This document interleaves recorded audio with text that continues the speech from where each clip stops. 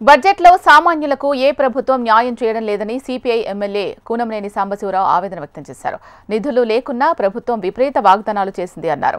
పూర్తి స్థాయి రుణమాఫీ జరగలేదన్నారు ఆయన. పెన్షన్లు మహిళలకు 2,500 రూపాయలు, ఆడపిల్లలకు తులం బంగారం ఇస్తామన్న ప్రభుత్వం హామీలు నెరవేర్చాలన్నారు.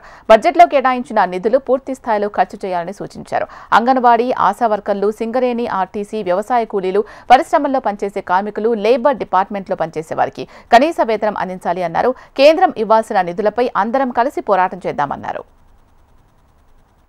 అసలు బడ్జెట్లు రూపకల్పనే పేదలందరికీ అనుకూలమైన బడ్జెట్లు కాదు. అది ఏ ప్రభుత్వం చేసినా అదే చేస్తుంది. నిన్న కూడా చెప్పే మళ్ళా చెప్తాం. దాదాపు ఏ ప్రభుత్వం, ఇప్పుడు ఈ ప్రభుత్వం కూడా రైతులు లేకపోతే ఇంకా ఇరిగేషను ఇట్లా ఒక 5-6 అంశాలని ప్రాధాన్యత తీసుకుని దాని చుట్టే తిరుగుతూ ఉంటారు. విద్య, హెల్త్, కానీ పూర్తిగా వాటికి కూడా పెట్టరు. విద్యా హెల్త్ ఉందనుకోండి, విద్యారంగానికి సంబంధించి కనీసం 15-16% అన్న అడుగుతున్నాం బడ్జెట్లో. వీళ్ళు పెట్టేది 7.5%, ఇప్పుడు 8%. హెల్త్ కూడా అదే పద్ధతి, అది బెటర్. కానీ ఈ బడ్జెట్లు కేవలం ఇది సాంప్రదాయిక బడ్జెట్లు అవుతాయి, తూతూ మంత్రం బడ్జెట్లు అవుతాయి తప్పితే సమగ్రమైనటువంటి న్యాయం కలగదు. సమగ్రమైన న్యాయం కలగాలంటే ఇప్పుడు అంగన్వాడీ ఉంటారు, అవుట్ సోర్సింగ్ ఉంటారు, లేబర్ డిపార్ట్మెంట్స్లో 73 కోర్సులు ఉంటాయి, 73 సెక్టార్లు. ఎంతమంది ఉన్నారు అక్కడ? 1,40,00,000 మంది. వాడికి మినిమం వేజ్ ఇవ్వు, నువ్వు ఇవ్వద్దు, నీకేం ఖర్చు కూడా లేదు. అక్కడ పారిశ్రామికవేత్తలు వీళ్ళ మీద ఒత్తిడి పెంచుతున్నారు, ఇవ్వద్దు, మీరు ఒప్పుకోవద్దు అంటే వాడు కట్టాలి. వాడిని కూడా భుజాన్ని వేసుకుంటున్నారు.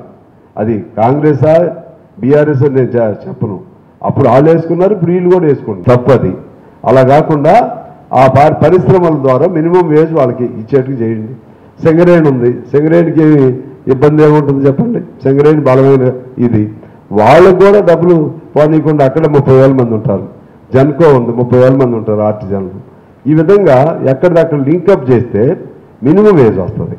ఆ మినిమం వేజ్ వస్తే వ్యవసాయ కూలీలు ఉన్నారు, వ్యవసాయ కూలీలు కూడా బడ్జెట్లో సరే ఇప్పుడు 12,000 ఏదో పెట్టారు. దాంతోపాటు వాళ్ళకు కూడా ఏదైనా ప్రావిడెంట్ ఫండ్ ఇటువంటి సౌకర్యం కల్పించాలి. అప్పుడైతేనే పూర్తిగా న్యాయం జరిగింది. ఇప్పుడు అంతా అరకొర గొంగట్లో అన్నం తింటున్నాం.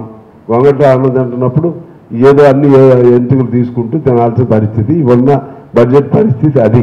అందువలన ఆ 2 కోట్ల మందికి న్యాయం చేయడానికి అవసరమైతే మీరు ప్రత్యేకమైన చర్యలు తీసుకోవాలి.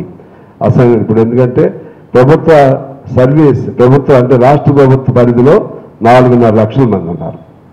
ఇది అవుట్ సోర్సింగ్, కాంట్రాక్ట్, ఇదంతా వేల పరిధిలోకి వస్తుంది. లేబర్ డిపార్ట్మెంట్ పరిధిలో 1,40,00,000 మంది ఉన్నారు. ఇంకా నిర్మాణ రంగంలో ఒక 30 లక్షల మంది ఉన్నారు. అదేవిధంగా ఇంకా ఇందులో కవర్ కానీ కూడా చాలా ఉన్నాయి. మన ఈ శ్రమ్ అని ఉంటుంది, ఈ శ్రమ్, అందులో 40 లక్షల మంది ఉంటారు. ఈ శ్రమ్ అంటే అది కేంద్రంది. ఈ విధంగా ఇవన్నీ కలిపితే 2 కోట్లు దాటి ఉంటారు. మళ్ళీ డూప్లికేషన్ వస్తే రావచ్చు. వాళ్ళందరినీ ప్రతి మనిషికి న్యాయం చేయొచ్చు ఖర్చు లేకుండానే. వీళ్ళకి సంకల్పం కావాలి. అది లేకుండా పైపైన చేస్తూ ఉంటే కష్టం. 3వ పాయింట్ ఏంటంటే నేను చెప్పేది, అసలు నీకు రావాల్సిన డబ్బులు ఎక్కడి నుంచి రావాలి? కేంద్రం అది మనకి ఇవ్వట్లేదు.